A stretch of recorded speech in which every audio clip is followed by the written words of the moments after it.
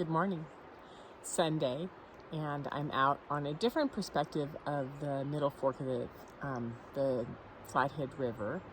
Up in the trees, I've got birds above me, and it's been quite lovely. So it's a peaceful setting, which I think is important, because what I want to talk about today is anger and the flares, and what happens when that anger is in action. Right? Action.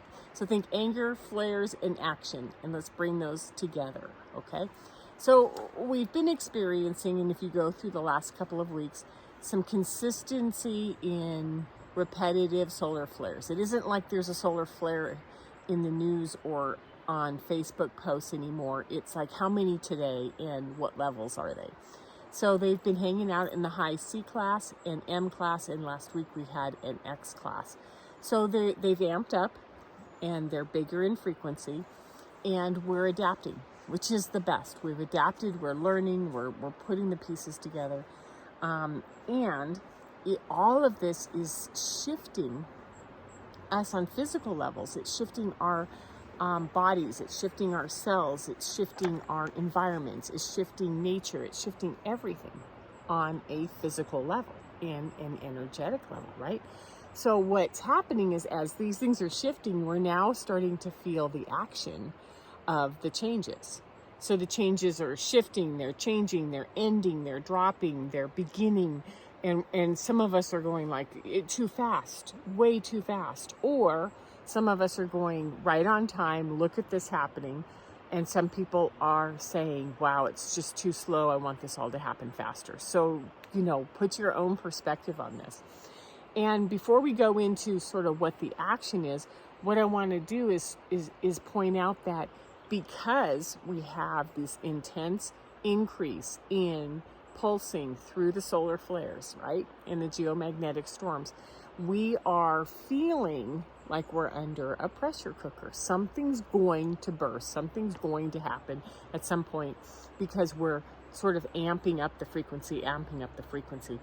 And so whether it's the concept of a pressure cooker, what it might be is that these increased frequencies are causing exhaustion, confusion, agitation, restlessness. What else? What else are you experiencing? What else are you consistently going, oh my God, there it is again, right? I want to put angry in there, because over the last week I realized I'm angry. And I used to be a really angry person when I was raising my kids, and, 3 kids at home with a husband that traveled a lot for years. And, I was overwhelmed. And I think the place that I went to most often was anger. And it's taken me a long time to get that anger understood, give it some outlets, keep it from building up. And then all of a sudden I'm like, oh, shoot. I'm angry again, and then it's grabbing it and bringing it. So our physical life has become really unpredictable to us. Unpredictable in the sense like, things that I used to be able to do aren't available anymore. We're opening up and we're flowing with, and we're physically shutting down some of the choices that we used to have available to us. So, and because of the movement, I don't know about you, but when things are sort of rocking, I have certain anchors, certain things that I know I can do. I have my coffee shop. I know what the coffee's going to be.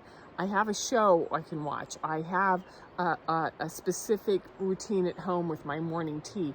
These are things that I use to anchor myself and let the rest of the world sort of move around and get chaotic. But some of these anchors are also changing, whether it's, like let's say you did shopping therapy for when you were stressed, right? You just like to go through stores and touch things. Maybe you bought things, maybe you didn't. But there's a lot of stores that are closing. The idea of all stores being open in a mall sort of disappeared with COVID in a lot of these smaller towns, right? Changes in policies and hours at work and in stores and in your personal, whether it's your kids' sports, all of a sudden they like change the times, and you're like, no, I have an entire world built around that, right? Budgets, vacation plans. I have a girlfriend who had a 2-week vacation planned, and for 10 and a half hours sat at the airport with a canceled flight hoping to get on the next one, and ended up canceling everything. So it's kind of like, what happens when things change that are like the ways that, oh, we're just going to go on a great vacation, and that great vacation is going to help us deal with all of this stress, and it doesn't happen. I'm noticing that gas prices, news, grocery stores, stocking, things that I go to for food that I know I can make for myself, they're not there. And so there's this constant like, what is going on, right? So retail, services, food, gas, owners, managers, they're making decisions that they have to make, right? They have to make, because like all of us, they're making it like, I don't want to do this anymore. One of our absolute favorite sandwich places in Whitefish just said, we're burnt out, we're tired, we're closing. Those of us who get our bread there, who go there to relax in the summer, are like, no. So we get it. Owners, managers, us, everyone is making decisions that is the best for themselves. So they're going to close, they're going to reduce, they're going to refuse to do what they did before. We're going to refuse to do what we did before because it's no longer working, right?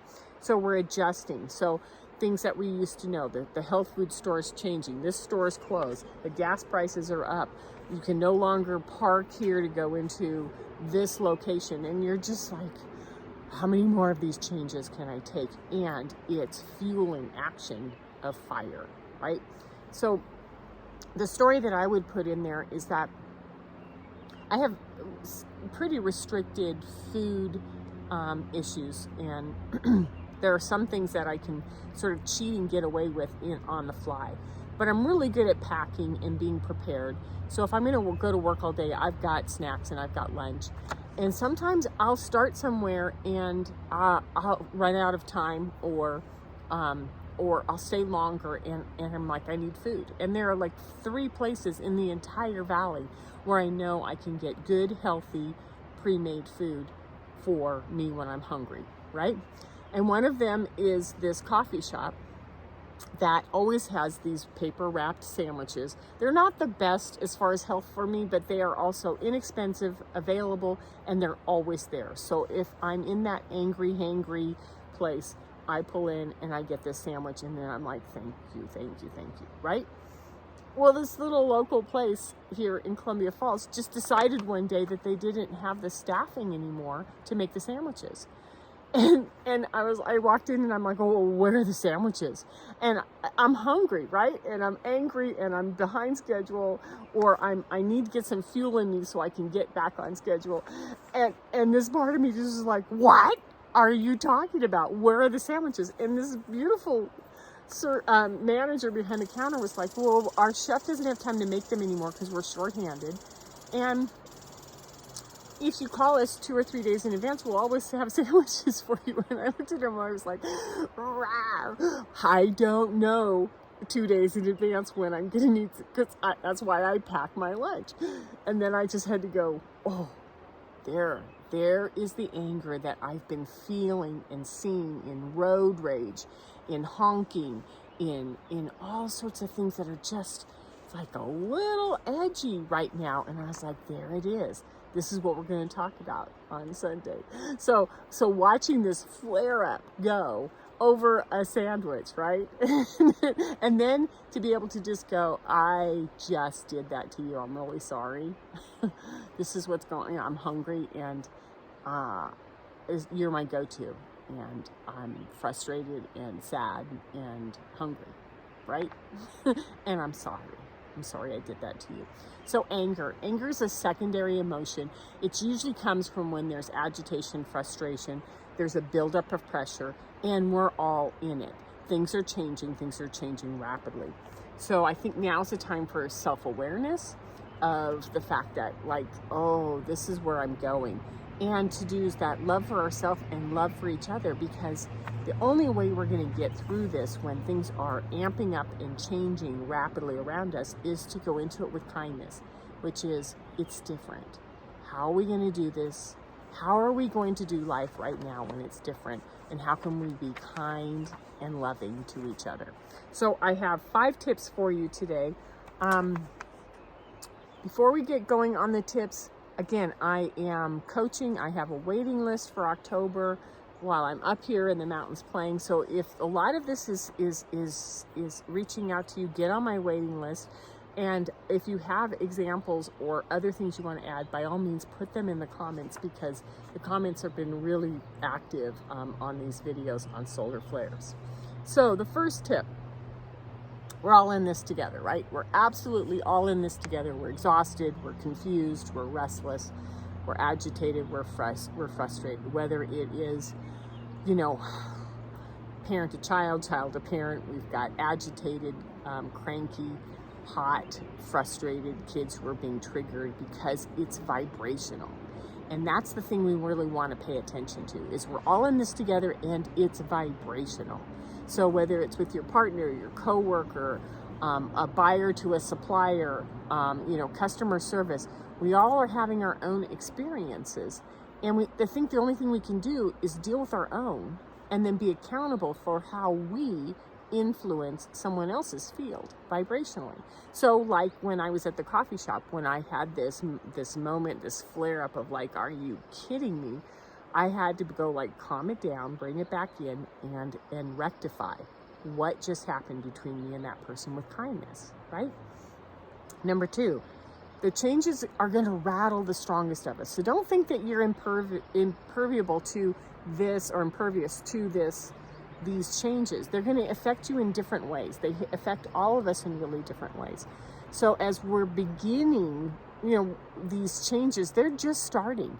Changes in our structures, changes in our institutes. I had a girlfriend communicate with me, text me yesterday saying that she's on government assistance and the checks didn't come in this week. And when she called, they said, oh, there's a bug in the system and we'll get it to you as soon as we can. But for someone who's living on predictable payment structures, this is what we're talking about. These changes are going to happen. We're going to be faced with some of these things. So we need new skills on how to navigate when we're in those reactive moments. So what I would say is we want to rebalance our vibration. We want to pause, look, observe, recognize what's going on inside, outside, like, oh, this is what's going on with me. Refuse to throw how you're feeling at the person in front of you. Refuse. It's not, whether I'm having this, it's not about them. And if I throw at them, I make it their problem. And then you dissipate your own reaction with breath. Calm it down. Bring it in. And then connect. Recognize, apologize, rebalance. So when you're with other people, the most important thing to do is that we're going to get rattled. And the way that we handle ourselves when we're rattled is really important. The sun's like all over in my eyes right now. Number 3. Explore your attachments to the anchors that you have used. Anchors that are steady, that whether it's your daily routine, your plans, your stores, your food choices, where you get your gas and when you get it, all of those routines and attachments to the physical. I know this. At this part of the day, I know this. At this part of the day, I know this. At this part of the day, I know that. And explore what's going to happen from a higher perspective when they are rattled, when they aren't working, when they're not there, when the place that you love closes, when the thing that you use to recalibrate yourself is no longer available to you.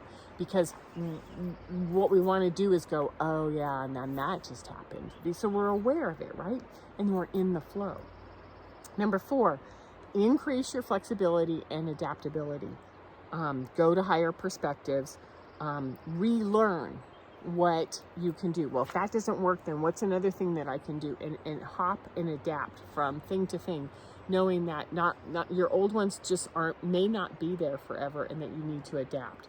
I think that those of us who've been sort of fringe living, paycheck to paycheck, moving around, mobile, sort of aren't going to be as affected by these changes, because we have learned not to hold so tight to some of the things. Those of you who have very rigid expectations and financial plans and homes to maintain, it's going to be a little bit bumpier, because this is where things start to change really fast. And number 5, have compassion for yourself. Always have compassion, because you're going to lose it. You can count on the fact that you're going to lose it.